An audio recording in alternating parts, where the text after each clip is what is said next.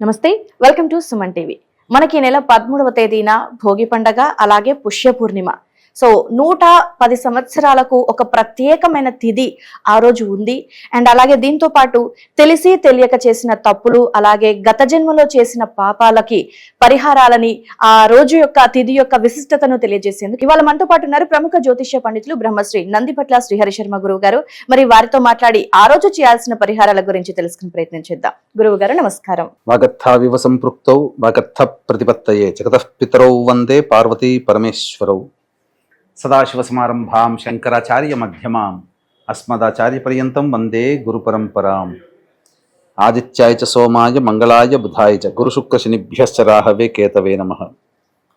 శృంగేరి జగద్గురు పీఠాధిపతులకి, కంచిపీఠాధిపతులకి నమస్కారములు తెలియజేసుకుంటూ కార్యక్రమాన్ని ప్రారంభిద్దాం. గురుగారు, ఈ నెల 13వ తేదీన మనకి భోగి పండగ, అలాగే పుష్య పూర్ణిమ ఉంది. అండ్ క్రితం మనం వీడియో చేసినప్పుడు కూడా ఒక విషయం చెప్పారు, 110 సంవత్సరాలకి ఒక ముఖ్యమైన రోజు, ముఖ్యమైన తిథి వస్తుంది అనేసి. సో ఏంటి ఆ రోజుకున్న ప్రత్యేకత ఏంటి, విశిష్టత గురించి వీక్షకుల కోసం తెలియజేస్తారా గురువుగారు? తప్పకుండానమ్మా. మనము ఈ 13వ తారీఖు రోజున మనకు భోగి పండుగ వస్తుందమ్మా. చాలామంది భోగి పండుగలో భాగంగానే పండుగ జరుపుకుంటారు. కానీ ఆ రోజుకున్నటువంటి ప్రత్యేకత చాలా ప్రాశస్త్యమైనటువంటి ప్రత్యేకత.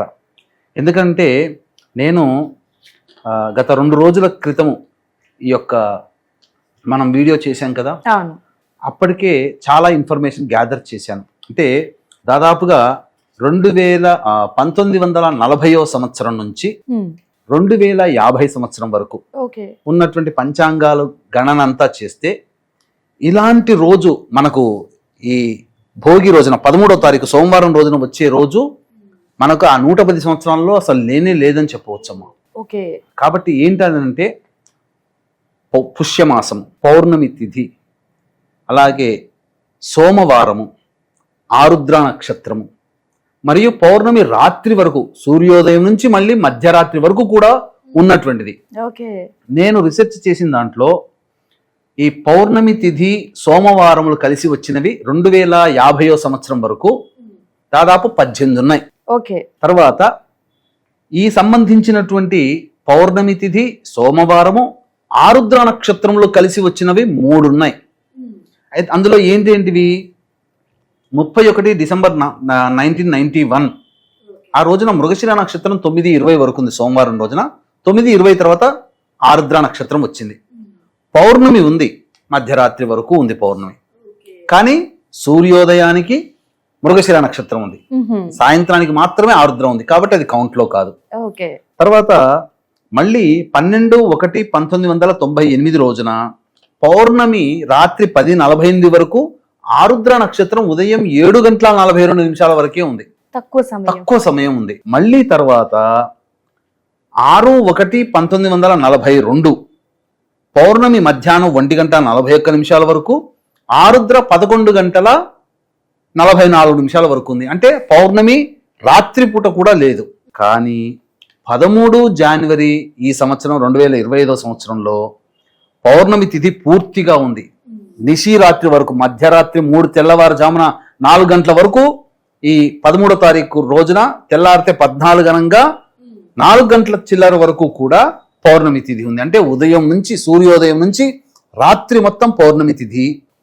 ఆరుద్ర నక్షత్రం 12:20 వరకు ఉంది. తర్వాత ఏమవుతుంది, అప్పుడు దాదాపుగా అపరాహ్న సమయం వరకు ఆరుద్ర నక్షత్రం ఉంది. పౌర్ణమి రాత్రి ఉంది. పౌర్ణమి తిథి అంటే చాలా మటుకు రాత్రి సమయంలో, నిశి సమయంలో తిథి ఉండాలి. సంపూర్ణంగా పౌర్ణమి రాత్రి అని అంటారు, పున్నమి రోజు అని అంటారు. ఈ విశిష్టత ఏంటంటేనమ్మా, సాధారణంగా కార్తీక మాసంలో సోమవారము శ్రవణ నక్షత్రం కలిసి వస్తే ముక్కోటి శివ అని అంటారు, కోటి శివ అని అంటారు, అలాగే శివ ముక్కోటి అని అంటారు. కానీ పౌర్ణమి తిథి, సోమవారము, ఆరుద్ర నక్షత్రం ఉన్నటువంటి రోజున ప్రత్యేకంగా శివ ముక్కోటిగా, ముక్కోటి శివగా పిలువబడుతుంది. ఈ యొక్క 4 కలిసిన రోజు ఈ యొక్క 2025లో భోగి రోజున వస్తుంది, 13వ తారీఖు రోజున. అంటే 1940 సంవత్సరం నుంచి 2050 సంవత్సరానికి మధ్యలో ఎక్కడా ఇలాంటి అద్భుతమైన రోజు లేదు. ప్రసార మాధ్యమంలో ప్రప్రథమంగా మనమే తెలియజేసుకుంటున్నామమ్మా. మళ్ళీ ఇంకొక విశేషం చెప్తాను. చెప్పండి గురుగారు. భోగి పండుగ, పౌర్ణమి తిథి పుష్యమాసంతో కలిసి వచ్చినవి 1940 నుంచి 2050 సంవత్సరాల మధ్య కాలంలో 4 ఉన్నాయి. అంటే భోగి పండుగ రోజు కూడా, పౌర్ణమి రోజున కూడా భోగి పండుగ వచ్చింది. ఏ రోజుల్లో అంటే 13 జనవరి 1979 సంవత్సరంలో పౌర్ణమి ఉంది, కానీ శనివారం అయింది, పునరోసు నక్షత్రం ఉంది, ఆ రోజున భోగి. 14 జనవరి 1987 సంవత్సరంలో పౌర్ణమి తిథి ఉంది, బుధవారం అయింది, ఆరుద్ర నక్షత్రం అయింది, అది కూడా భోగి. ఇక 14 జనవరి 2044 ముచ్చట, ఆ రోజు పౌర్ణమి ఉంది, కానీ గురువారం అయింది, ఆరుద్ర నక్షత్రం ఉంది. కానీ 13 జనవరి ఈ సంవత్సరం 2025న వచ్చేటువంటిది పౌర్ణమి తిథి, సోమవారం అయింది, ఆరుద్ర నక్షత్రం అయింది. ఇంతటి పుణ్య కలయిక మళ్ళీ ఇంకెప్పుడు ఇది రీసెర్చ్ చేశానమ్మా. పంచాంగాలను కూర్చొని 4-5 గంటలు కూర్చుంటే కానీ ఇవన్నీ తెలవలేదు. కాబట్టి ఇంతటి అలభ్య పుణ్యతిథి నాకు మాత్రమే తెలిస్తే ఏం లాభం? అందరికీ తెలియాలి, అందరికీ ఆ పుణ్యం రావాలి. ఎందుకంటే సృష్టి స్థితి లయకార కాలలో లయకారకుడు పరమేశ్వరుడు. ఏ పని జరగాలన్నా ఈశ్వర అనుగ్రహం కావాలి. కాబట్టి ఈ కార్యక్రమం మనం చేయాలన్నా, కార్యక్రమాన్ని వీక్షించాలన్నా శివానుగ్రహం కావాలి, శివుని అనుజ్ఞ కావాలి. కాబట్టి ఈ శివానుగ్రహం ప్రపంచమందరికీ అందించాలనేటువంటి యొక్క సంకల్పం శివుడి యొక్క సంకల్పమే కావచ్చు. అందుకనే ఎవ్వరూ చెప్పనటువంటి ఈ విషయాన్ని మన సుమన్ టీవీ ద్వారా అందరికీ తెలియజేయాలని సంకల్పం జరిగిందమ్మా. సంతోషం గురువు గారు. అందులో నేను కూడా ఒక సమిధన ఎందుకు మాత్రమే సంతోషపడుతున్నాను, గర్వించట్లేదు. ఎందుకంటే ఈ విషయం ఈశ్వరుడు తెలియజేయాలని సంకల్పం చేసుకున్నాడు. కాబట్టి ఆ రోజున అందరూ కూడా తమ జాతకరీత్యా ఉన్నటువంటి దోషాలు కానీ, వివిధ రకాలైనటువంటి భయ దోషాలు కానీ అన్ని తొలగిపోవడానికి అద్భుతమైనటువంటి పరిహారాలు కొన్ని చేసుకోవాలి. అయితే గురుగారు, మరి గత జన్మ పాపాలు కానివ్వండి, కర్మఫలాలు, లేదంటే ఈ జన్మలో మనం మానవ జన్మ ఎత్తాక తెలిసి తెలియకుండా చేసిన తప్పులకి కానివ్వండి, సో ఆ రోజు చాలా మంచి రోజు అంటున్నారు కాబట్టి అన్ని రకాలుగా కలిసి వచ్చింది. సో ఎలాంటి పరిహారం చేసుకుంటే గనక ఆ పాపాల నుంచి విముక్తి పొందే అవకాశం ఉంటుందంటారు? సాధారణంగా ప్రతి మానవుడు సమస్యలతో బాధపడుతూ ఉంటుంటాడమ్మా. కాబట్టి ఆ 13వ తారీఖు రోజున బ్రహ్మ ముహూర్త కాలంలో 3 గంటలకల్లా లేచి కాలకృత్యాదులు తీర్చుకొని శివచిత్ర పటానికి చక్కటి పూలమాల వేసి నువ్వుల నూనెతో కానీ ఆవు నేతితో కానీ ఈ యొక్క దీపారాధన జరిపించి చక్కగా శివ సహస్రనామ పారాయణము, దుర్గా అష్టోత్తరం 3 సార్లు పఠించాలమ్మా. ఇంట్లో చేసుకోవచ్చు. తర్వాత చక్కగా ఆ రోజున శివాలయానికి చేరుకోవాలి. శివాలయానికి చేరుకొని ప్రధానంగా ఆ ఈశ్వరుని యొక్క అనుగ్రహం కోసం మనకిష్టమైనది ఏదైతే ఉంటుందో అది ఆ పరమేశ్వరునికి సమర్పణ చేస్తే పరమేశ్వరుడు పరమానంద భరితుడవుతాడు. కాబట్టి ఈ సృష్టిలో ఎవరికైనా ఇష్టం ఏంటమ్మా? మన ప్రాణమే. ఏ వస్తువైనా మనం లక్షలు పెట్టి ఫోన్ కొనుక్కుంటాం, అది పోతే కొంతకాలం బాధపడతాం. కానీ మన శరీరానికి ఏదైనా అనారోగ్యం చేస్తే చాలా బాధపడతాం. మనకు ప్రాణం కంటే ఏ మానవుడికి ఎక్కువ కాదు. కాబట్టి అటువంటి ప్రాణముతో సమానమైనటువంటి ప్రాణాన్ని అర్పించలేం, కానీ ప్రాణంతో సమానమైనటువంటి దాన్ని ఆ ఈశ్వరుని గనక అర్పించినట్లయితే భగవంతుడు పరమేశ్వరుడు చాలా సంతోషించి మనల్ని మన్నించి మనకు భగవంతుడు బ్రహ్మదేవుడు ఇచ్చినటువంటి ఆయుష్ ఎంతుందో అంత పొందడానికి మనకు ఆ ఈశ్వరుడు అనుగ్రహిస్తాడు. ఓకే గురుగారు. సో మరి మనం ఆ దేవుడికి ఇష్టమైనది అర్పించాలి అన్నారు. సో మరి ఏ విధంగా గురుగారు? వీక్షించేటువంటి ప్రేక్షకులకు గమనిక, ఈ యొక్క 13వ తారీఖు రోజున పుష్య పౌర్ణమి, సోమవారము, ఆరుద్ర నక్షత్రాన్ని పర్వదినాన్ని పురస్కరించుకొని చక్కగా జాతకరీత్యా కలుగు విద్య, వివాహ, ఉద్యోగ, దాంపత్య, సంతాన, అనారోగ్య సమస్యల నివారణకి 12 రాశుల వారికి శని ప్రభావం ఉంటుంది కాబట్టి 12 రాశుల వారికి శని దోష నివారణము మరియు గత జన్మ కర్మ దోషాల నివారణకి దాదాపుగా 18 రకాల హోమాలు పర్ హెడ్ 1500 రూపాయలకి 13వ తారీఖు రోజున మధ్యాహ్నం 3 గంటలకి చేయించడం జరుగుతుంది. 1 గంట కల్లా మీ గోత్రనామాలు నమోదు చేసుకోవచ్చు. అవకాశం ఉన్న వాళ్ళు కార్యక్రమ తదనంతరం కాంటాక్ట్ చేసి పూర్తి వివరాలు తెలుసుకోవచ్చు.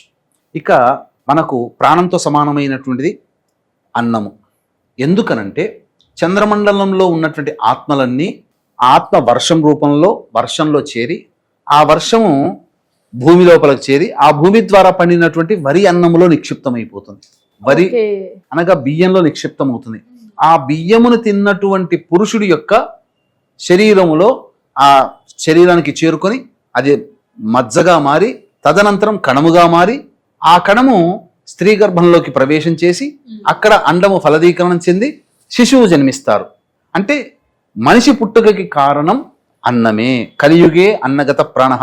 మనకెన్ని తిన్నా అన్నం తింటే వచ్చే తృప్తి లేదమ్మా. ఖచ్చితంగా గురుగారు. కాబట్టి శాస్త్ర ప్రమాణం గర్భోపనిషత్తు కూడా, అలాగే మాండుక్యోపనిషత్తు కూడా, నచికేతోపనిషత్తు కూడా చెప్పింది ఏంటంటే అన్నము ద్వారానే ఆత్మ పురుషుడి శరీరం కణంలో చేరి కణం ద్వారా స్త్రీ గర్భంలో ప్రవేశం, తదనంతరం గర్భధారణ జరగడం, డెలివరీ అవ్వడం, ఇవన్నీ జరుగుతాయి. కాబట్టి చక్కగా ఆ రోజున ఇంట్లోనైనా కానీ చక్కగా అన్నమును చేసి అన్నం తయారు చేసుకొని దాంట్లో తేనె కలిపి చక్కగా ముద్దగా చేసి ఒక శివలింగాన్ని తయారు చేసుకోవాలమ్మ ఇంట్లోనే. అన్నము తేనె కలిపి శివలింగంగా తయారు చేసుకుంటే చక్కగా దానికంతా ఆవు నేతిని అద్దితే మనం అభిషేకం చేసుకుంటే అది కరగదు. కాబట్టి ఇంట్లోనైనా శివ శివ శివాయ నమః శివాయ నమః అంటూ మనకు దగ్గర ఉన్నటువంటి ద్రవ్యంతో కనీసం మంచినీటితోనైనా అభిషేకం చేయాలి. తదనంతరం ఆ యొక్క శివలింగం దాన్ని చేసినటువంటి దాన్ని ఆ యొక్క దగ్గరలో ఉన్నటువంటి చెరువులో కానీ, బావిలో కానీ, నదిలో కానీ వదిలివేయవచ్చు. లేదా ఇంట్లో ఒక బకెట్ పెట్టుకొని ఆ బకెట్లో వదిలివేయవచ్చు. అదంతా కరిగిపోయిన తర్వాత ఎవరు తొక్కని ప్రదేశంలో పూల తొట్టెల్లో ఆ యొక్క నీటిని వేసేయవచ్చు.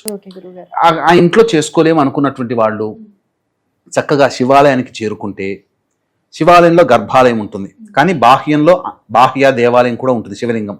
ఆ శివలింగానికి చక్కగా వివాహ సమస్యలతో బాధపడేటువంటి వాళ్ళు ముందుగా పటిక బెల్లం పొడిని నీటిలో వేసి ఆ నీటితో అభిషేకం చేయాలి. ఉద్యోగ సమస్యలతో బాధపడే వాళ్ళు చెరుకు రసంతో ఈశ్వరుడికి అభిషేకం చేయాలి.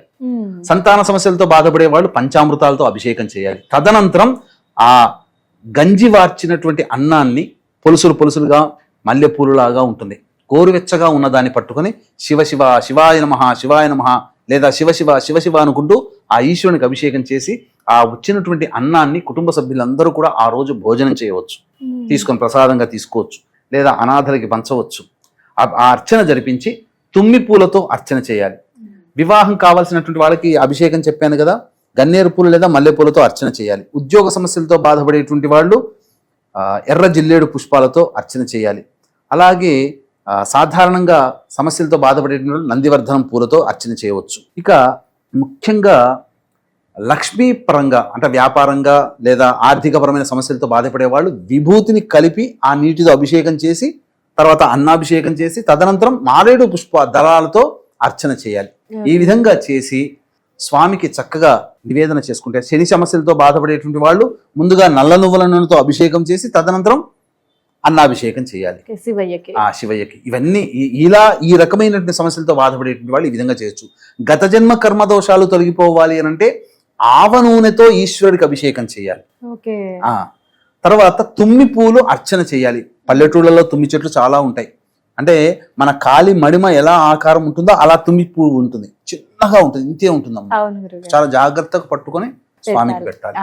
అలా ఆ విధంగా గత జన్మ కర్మదోషాలతో ఇవన్నీ చేయాలి. ఇవి చేసి ఆవ నూనెతో అభిషేకము, తుమ్మి పూలతో అర్చన, ఇవి చేసి ఇంటికి వచ్చి భోజనం చేయవచ్చు. కానీ ఇటువంటి రోజు మళ్ళీ మళ్ళీ మళ్ళీ రాదండి.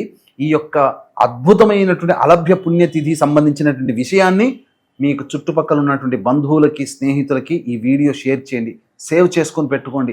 13వ తారీఖు రోజున మళ్ళీ వినండి. చక్కగా శివానుగ్రహం ఉంది కాబట్టి ఈ వీడియో ద్వారా మీకు ఈ సమాచారం ఆ ఈశ్వరుడే మీకు అందించాడు. ఎందుకనంటే ఏ ప్రసార మాధ్యమంలో దీని గురించి ఇన్ఫర్మేషన్ ఇవ్వబడలేదు. తొట్టతొలిగా మన సుమన్ టీవీ ద్వారా మనం అందిస్తున్నాం. చక్కగా ఆచరించి ఆ శివానుగ్రహాన్ని మీతో పాటు మీ బంధువులు, స్నేహితులకు కూడా అందించండి. వాళ్ళు పొందిన పుణ్యంలో మీకు కొంత భాగం భగవంతుడు అనుగ్రహిస్తాడని చెప్పడంలో ఏమాత్రం సందేహం లేదు. కాబట్టి ఇటువంటి రోజు మళ్ళీ మళ్ళీ మనకు రాబోదు. 2050 వరకు లేదు.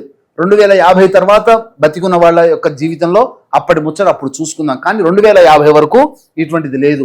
1940 నుంచి 2050 మధ్య కాలంలో ఇంతటి మహత్తరమైనటువంటి యోగము కలిగినటువంటి రోజు మళ్ళీ మళ్ళీ లేదు అని చెప్పడంలో ఏమాత్రం సందేహం లేదు. నిజంగా గురుగారు, పుష్యమాసము, పౌర్ణమి తిథి, సోమవారము, భోగి, ఆరుద్ర నక్షత్రం, నిజంగా చెప్పడానికి కూడా చాలా అద్భుతంగా అనిపిస్తుంది. సో మీరు చెప్పినట్టుగా ఆ రోజు గనక ఎలాంటి సమస్యలు ఉన్న వాళ్ళైనా సరే మీరు చెప్పినట్టుగా అభిషేకాలు ఏ సమస్యలు ఉన్నాయో వాళ్ళ ఇది సమస్యని బట్టి కనుక చేసుకుంటే నిజంగా అద్భుతాలు జరుగుతాయి. 2040 నుంచి 1940 నుంచి దాదాపుగా 2050 వరకు కూడా ఇలాంటి రోజు రోజు లేదు. లేదమ్మా.